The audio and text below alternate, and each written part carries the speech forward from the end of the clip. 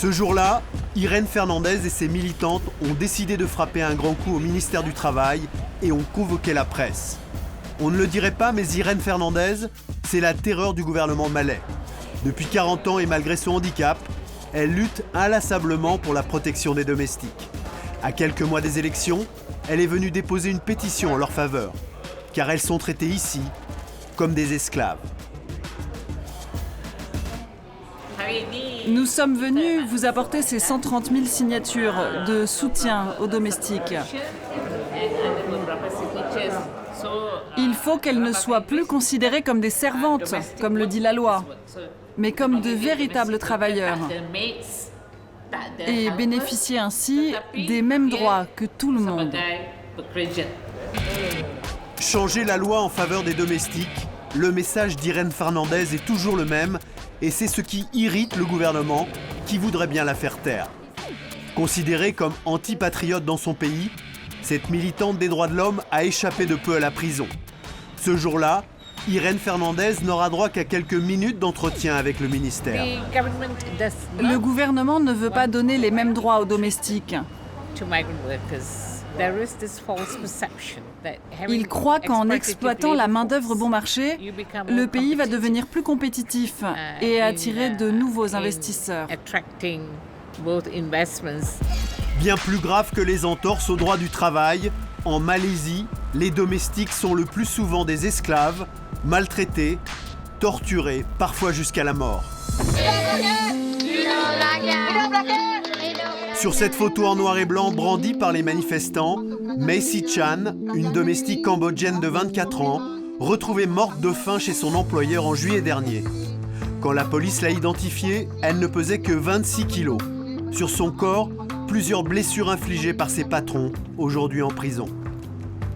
Stanley, militant associatif, nous conduit à l'endroit même où Mae Si Chan travaillait. Dans cette quincaillerie au rideau baissé, c'est là qu'elle était retenue prisonnière par ses employeurs. C'était une jeune fille ordinaire qui était venue en Malaisie pour gagner sa vie. C'est l'une des nombreuses victimes de la maltraitance qui a lieu dans ce pays. Et c'est triste. Stanley nous emmène chez le commerçant d'à côté qui la connaissait. Donc son corps a été retrouvé à l'étage. Et combien de temps il est resté là-haut? D'après les journaux, 2 ou 3 semaines. Et vous n'avez rien senti? Rien du tout. Les patrons faisaient des allers-retours alors qu'elle était morte depuis 2 ou 3 semaines. Ouais. L'histoire de Mae Si Chan est loin d'être un cas isolé. En Malaisie, on estime que plus de la moitié des domestiques souffrent de mauvais traitements. La Malaisie, l'un des pays les plus riches du sud-est asiatique grâce à son pétrole et à l'huile de palme. Un Eldorado pour les 4 millions de travailleurs immigrés légaux ou sans papier. Parmi eux, beaucoup de domestiques au service des familles bourgeoises de Kuala Lumpur, mais considérées comme des citoyennes de seconde zone. Des familles qui se fournissent sur catalogue, avec photos et descriptions précises dans des agences comme celle-ci. Leur prix varie selon l'âge et la nationalité. Je vais vous montrer un exemple de profil de domestique. Un profil complet de sa famille et qui parle aussi de son passé. On voit qu'elle a été mariée, qu'elle a des enfants. Ce sont des infos qu'on donnera aux employeurs. On peut voir aussi si cette personne est capable de s'occuper de personnes âgées, de jeunes ou de handicapés. Et si elle a une expérience à l'étranger. Aucun jour de congé, passeport confisqué, les domestiques sont piégés. Les actes de maltraitance ont été si nombreux que l'ambassade d'Indonésie a pris la décision en 2009 de créer un abri, dans l'enceinte même du bâtiment, afin d'accueillir des dizaines de victimes. L'Indonésie est avec le Cambodge l'un des 2 pays qui ont interdit à ses ressortissantes d'aller travailler en Malaisie. Dans cette ambassade vit une 50aine de femmes, domestiques pour la plupart, et réfugiées depuis parfois des années en attendant le procès de leur ex-employeur. Tina, 28 ans, est arrivée en Malaisie en 2010. Elle n'a jamais été payée, mais elle a été torturée et mutilée par ses patrons. Toute la famille me frappait. Le père, la mère et les enfants.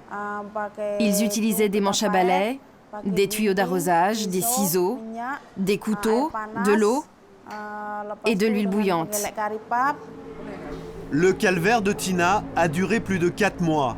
Sauvée par une voisine, elle a fait un séjour d'1 semaine à l'hôpital. Là, ce sont les coupures. Là, des brûlures d'eau bouillante.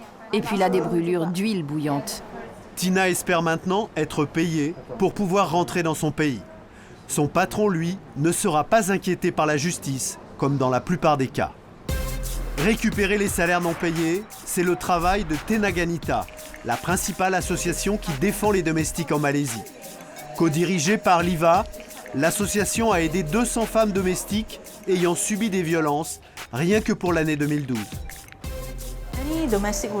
La plupart des domestiques qui arrivent dans ce pays, les agences de recrutement leur disent « Si un employeur vous gifle, c'est pas grave, ne dites rien, ça va, c'est normal. » Alors les domestiques acceptent ce genre de choses et reprennent leur travail comme si de rien n'était. C'est pourquoi on milite pour que les domestiques aient un jour de congé, afin qu'on puisse les informer, les secourir, car elles sont souvent retenues prisonnières. Voici Sokmai. Elle est cambodgienne. C'est l'une des domestiques sauvées des griffes de son employeur par Tenaganita. Sokmai était mineure quand elle a été recrutée. Elle aussi a traversé l'enfer, battue et humiliée par ses employeurs. Un jour, je suis partie nettoyer le nouveau bureau de mes patrons. Et puis à l'heure du déjeuner, ils ont refusé de me donner à manger. Alors j'ai demandé de la nourriture au restaurant d'à côté. Ce sont des clients du restaurant qui m'ont donné à manger et pour me punir, mes patrons m'ont forcé à boire leur urine. L'objectif de Sokmai, récupérer son passeport et les 800 € des 5 mois de salaire que refuse de lui payer son employeur, malgré ses convocations au prud'homme. Nous nous sommes rendus en caméra cachée chez les patrons de Sokmai. Ils dirigent une entreprise de sécurité dans la banlieue de la capitale. On voulait savoir ce qui s'est passé avec Sokmai. Elle dit que vous l'avez battue et forcée à boire de l'urine. Elle ment, car si c'était le cas, elle aurait porté plainte à la police, n'est-ce pas? Juste après notre visite et par peur des retombées médiatiques, l'employeur de Sokmai acceptera de négocier avec les juristes de Tenaganita et de régler sa dette. Une justice au rabais pour cette jeune femme traumatisée. Aujourd'hui, Sokmai est au Cambodge avec sa famille. Mais pour une fille sauvée, combien de domestiques victimes de maltraitance sont toujours coincés en Malaisie ?